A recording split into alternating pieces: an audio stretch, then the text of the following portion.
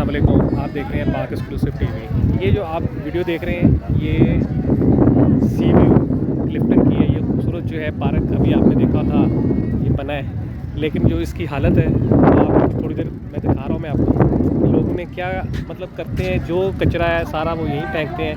सफाई ज़रूर होती है लेकिन कितनी हो, लेकिन बंदे को खुद भी चाहिए कि वो अगर सी व्यू आए या क्लिफ्टन आए तो साहिल को थोड़ा साफ़ रखें, क्योंकि यही हमारा सी व्यू है, हमारा समुंदर है, हमारा पार्क है।